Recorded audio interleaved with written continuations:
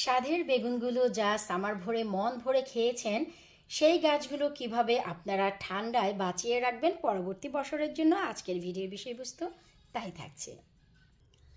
Hello everyone, আসসালামু আলাইকুম। কেমন আছেন আপনারা সবাই? আলহামদুলিল্লাহ, আমি তো অনেক ভালো আছি। আশা রাখছি আপনারা সবাই ভালো আছেন।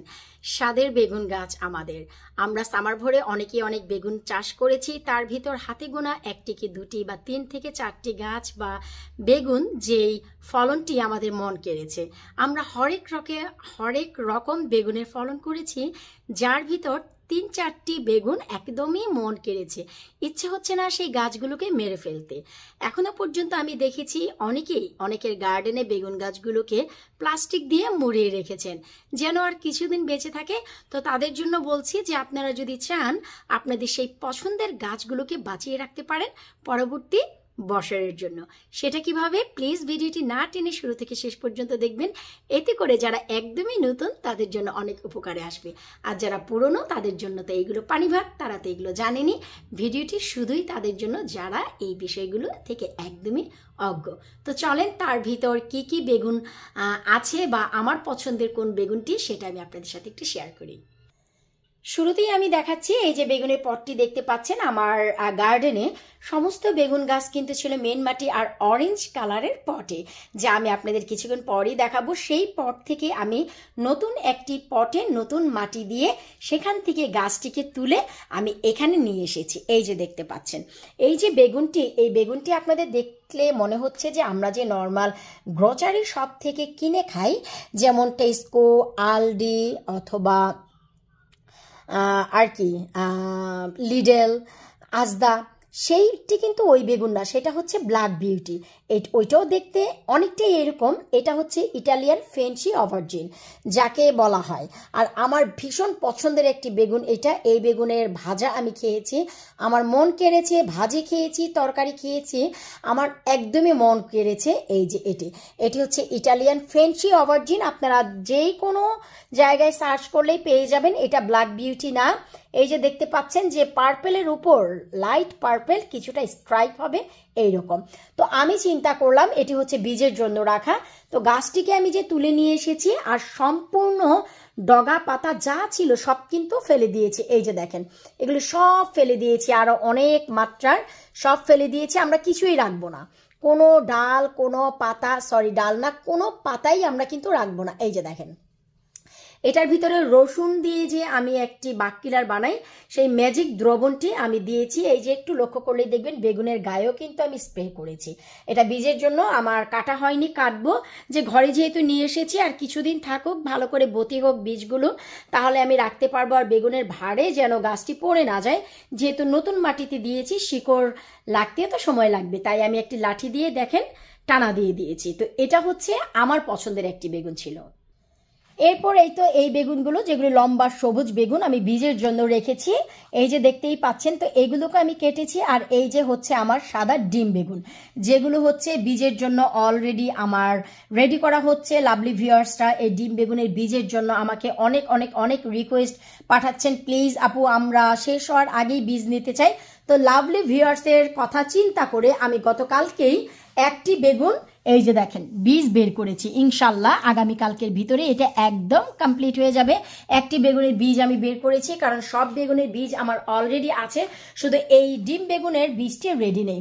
আর এগুলো আমি আরো পরে করব, অবশ্যই আপনারা সময় মতন পেয়ে যাবেন।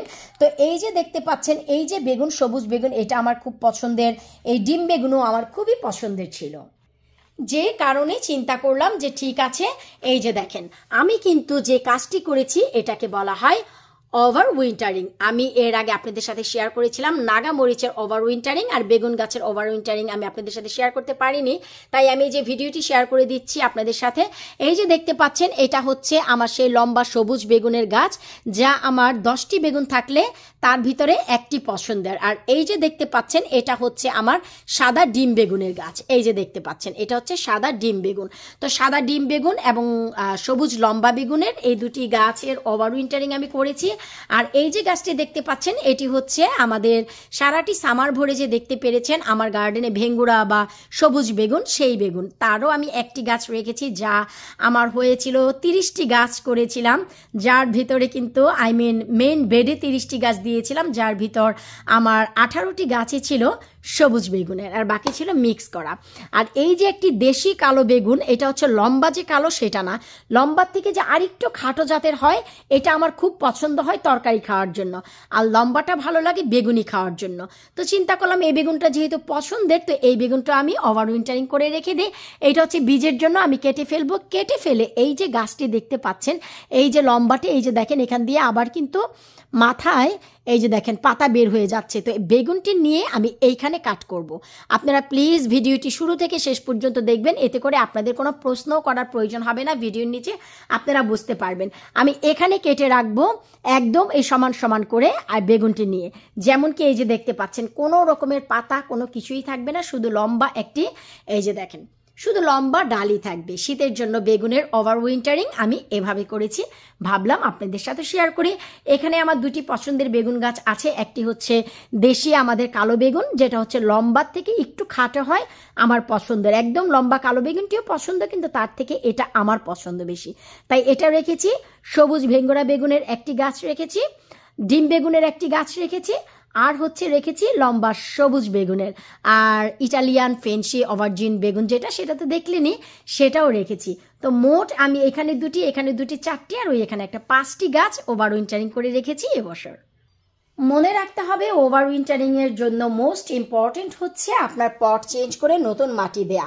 এখন ওই যে আমার গাছগুলো দেখলেন অরেঞ্জ কালার পটেই আছে, আমি যতটা সম্ভব সেখান থেকে কিন্তু আপনার মাটি সরিয়ে নতুন মাটি দিয়ে দিয়েছি। আমি নতুন পটে দেইনি, কারণ আমি চিন্তা করলাম সেই পটেই থাকুক। তার একটি কারণ এই পটগুলো চেঞ্জ না করা, যখন আমাদের ইউকেতে অনেক বেশি ঠান্ডা পড়ে, আপনারা সবাই জানেন, ঠান্ডার ভিতর আমি এই পটগুলো ঘরে নিয়ে এসেছিলাম, তারপর অনেক বেগুন খেয়েছি। এরপর আবার নতুন করে পট চেঞ্জ করে মাটি চেঞ্জ করে না এনে এখান থেকে বেশ কিছু মাটি সরিয়ে আমি নতুন মাটি অ্যাড করে দিয়ে তারপরে যে ওভার উইন্টারিং করে দিয়েছি। তবে বেস্ট হয় যদি আপনারা পটের মাটি সম্পূর্ণ চেঞ্জ করে আবার নতুন একটি পটে দিয়ে দেন, তাহলে অনেক বেশি ভালো ফলন পাওয়া যায়। তো আমি যে কাজটি করেছি, আমি সম্পূর্ণ মাটি যতটুকু আমার হাতের নাগালে এসেছে সব ফেলে আমি আবার সব টপ আপ করে দিয়েছি। সো আমার পট চেঞ্জ করার দরকার নেই, কারণ পটের ভেতর একদম ক্লিয়ার, আপনারা কিন্তু ক্যামেরার ভেতর থেকেও পটটি বোধহয় ফিল করতে পারছেন। দেখেন ভিতরে মাটি ছাড়া কিন্তু আর কোনো রকমের ফাঙ্গাস বা কোনো কিছু আছে এরকম কি চোখে পড়ছে বলেন? কিছুই নাই। যেহেতু ঘরে রেখেছি অবশ্যই কিন্তু বুঝে শুনেই আমি রেখেছি।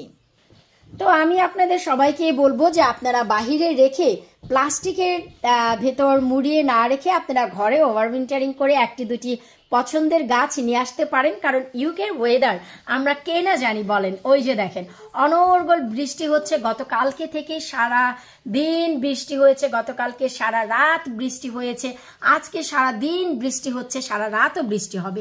ওই যে দেখেন আমার বেগুনের যে গাছগুলো, আমি আপনাদের যে গাছ পটগুলোর কথা বলছিলাম, ওই যে দেখেন আমার বাইরে কিন্তু আর কোনো বেগুনের গাছ নেই, আমার সব পট একদম ক্লিয়ার করে তারপরে আমি রেখে দিয়েছি নেক্সট ইয়ারের জন্য। আশা রাখবো এই বেগুনের ওভার উইন্টারিং আপনাদের ভালো লাগবে। যার যার পছন্দের যে যে বেগুন গাছ আছে ঘরে এনে রেখে দেন, নেক্সট ইয়ার এই গাছে আর্লি সামারেই ফলন পাবেন এবং অনেক বেশি ফলন পাবেন এই বছর থেকেও, কারণ এটা হচ্ছে পোক্ত যে গাছ, সেটা পোক্ত গাছে ফলনও ভালো হয়। আর যেহেতু নতুন মাটি করা, তাই এই গাছের ফলন অনেক বেশি ভালো হবে। এখন থেকে নিয়ে আপনারা কোনো প্রকারের খাবার এতে ব্যবহার করবেন না, অতিরিক্ত মাটি শুকিয়ে যাওয়ার পরে অল্প অল্প করে পানি দিবেন। আর যখন ফেব্রুয়ারি মাস শেষ হয়ে যাবে তখন থেকে স্লো রিলিজের খাবারগুলো আপনারা দিয়ে দিবেন, এতে করে এপ্রিল মাস আসতে আসতেই এদের হাত পা একদমই ছড়িয়ে যাবে। ফার্স্ট উইক সেকেন্ড উইক মেতেই আপনারা ফুল এবং বেগুন দেখতে পাবেন, ট্রাস্ট মি, যেই সময় আমরা বেগুনের চারা তৈরি করি। তো বিদায় নিচ্ছি আজকের মতো, পরবর্তী ভিডিও দেখার আমন্ত্রণ জানিয়ে আল্লাহ হাফেজ।